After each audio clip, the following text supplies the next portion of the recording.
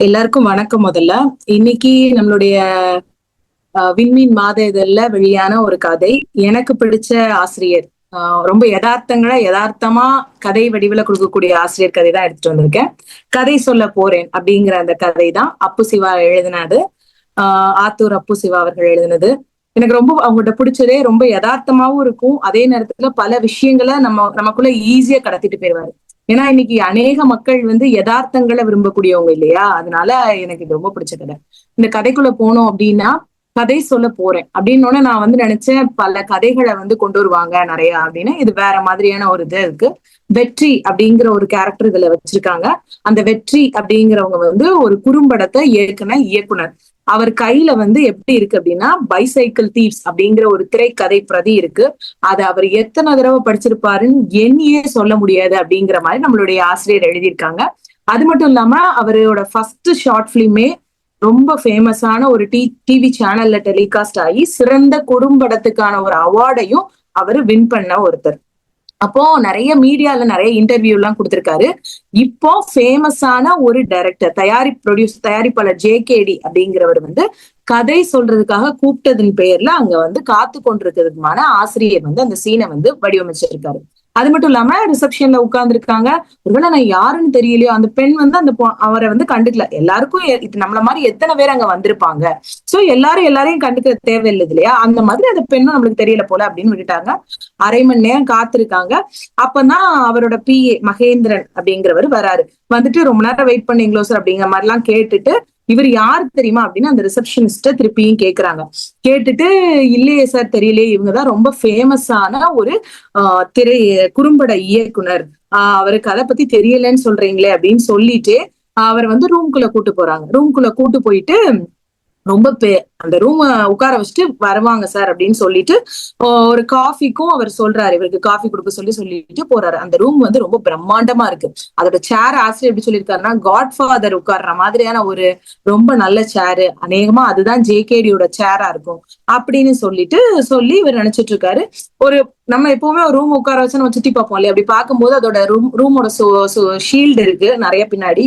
அது மட்டும் இல்லாம அந்த சுவர்ல சார்லி சாப்பின், NSK, MR ராதா இவங்களுடைய புகைப்படங்கள் எல்லாமே இருக்கு அப்படின்னு அப்புறம் அவர் உள்ள வராரு. யாரு? மகேந்திரன், PA மகேந்திரன் அவர்கள் உள்ள வர்றாரு. உள்ள வந்தோடனே பேச்சு கொடுத்துக்கிட்டே, உங்க கதை தானா இது, இல்லாட்டி அந்த ரிசப்ஷனிஸ்ட் பத்தியும் பேசுறாங்க. இவங்களுக்கு கதை சொல்ல தெரியாது, கதை கேட்டா பக்கம் பக்கமா பேசுவாங்க அப்படின்னு சொல்லிட்டு அவர் சிரிக்கும் போது இவர் அளவாதான் சிரிக்கிறாரு முதல்ல. ஏன்னா புதுமுகம், ஒருத்தரை கேலி வேற பண்றாரு, கொஞ்சம் அளவா சிரிச்சிட்டு இருக்காரு. அந்த டைம்ல என்னன்னா இவர் கேக்குறாரு, இது உங்க கதை தானா இல்ல கதாசிரியர் வேற இருக்காங்களா அப்படிங்கிற மாதிரி கேட்டோடனே இவருக்கு ரொம்ப பதட்டமாகுது.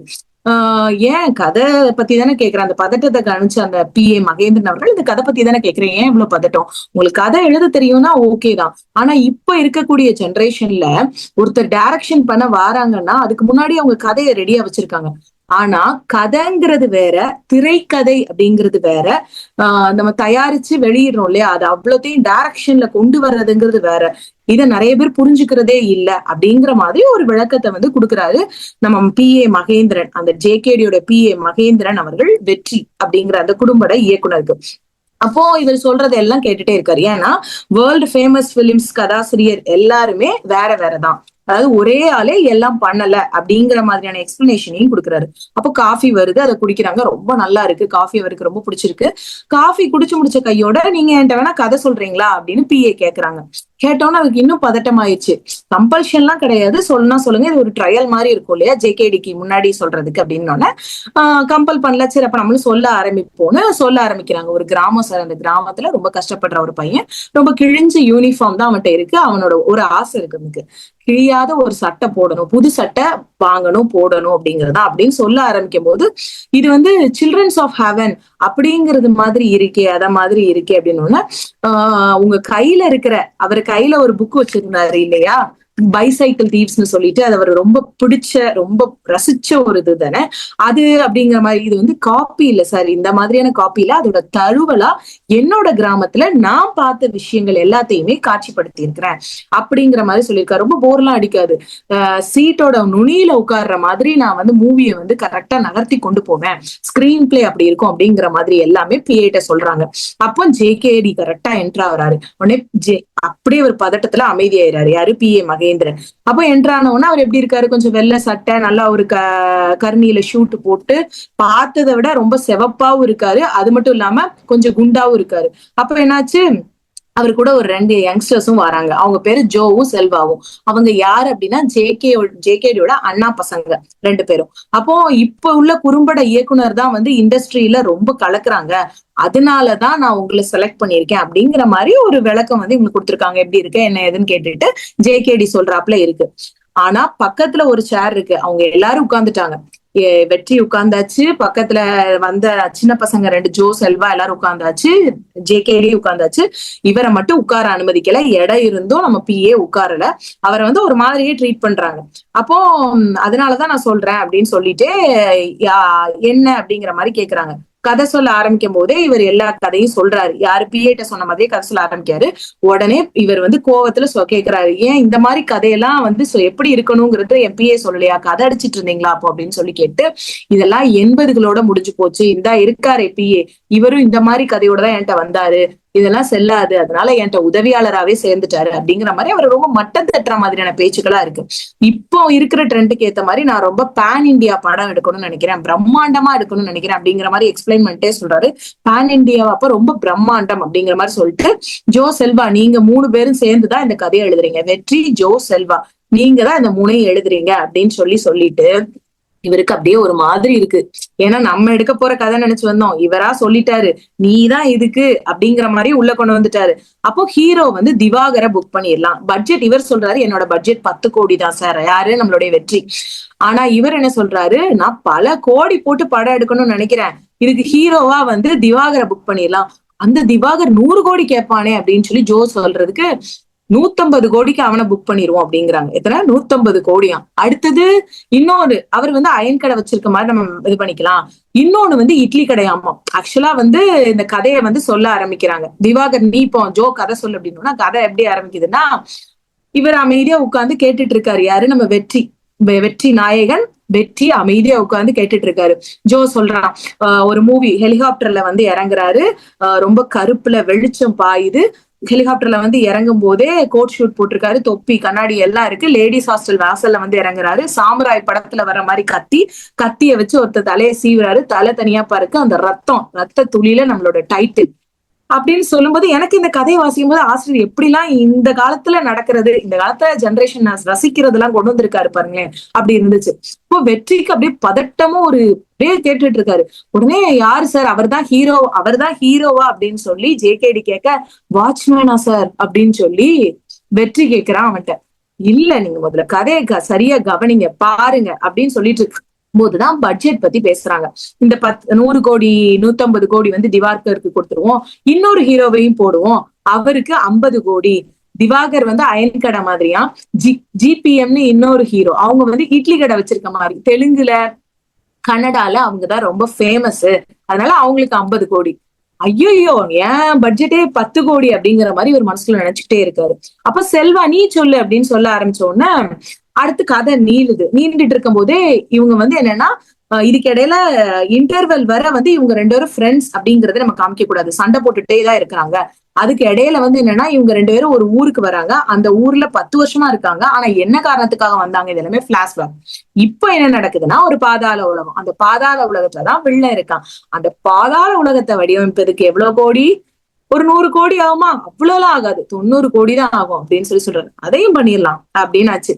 100 150 50 90 மொத்தம் ஒரு அமௌண்ட் ஆச்சு. அது போக 210 கோடி இன்னும் மிச்சம் இருக்கே, அதுக்கு என்ன பண்ணலாம் அப்படின்னு கேட்கும்போது, பாதாள உலகத்துல ஒரு 1000 கொத்தடிமைகளை வைப்போம், அந்த கொத்தடிமைகளுக்கு வாரம் ஒருக்கதான் சாப்பாடு. இதெல்லாம் நிஜத்துல வந்து இதெல்லாம் சாத்தியமா அப்படின்னு என் மனசுலயே தோணுது. ஆனா இப்படிதானே இப்ப நடந்துட்டு இருக்கு, இந்த சென்டிமெண்ட் தான் ஹைலைட்டா இருக்கும் அப்படின்னு சொல்லி வெற்றி அப்படியே உட்காந்து கேட்டுட்டு இருக்க மாதிரி இருக்கு.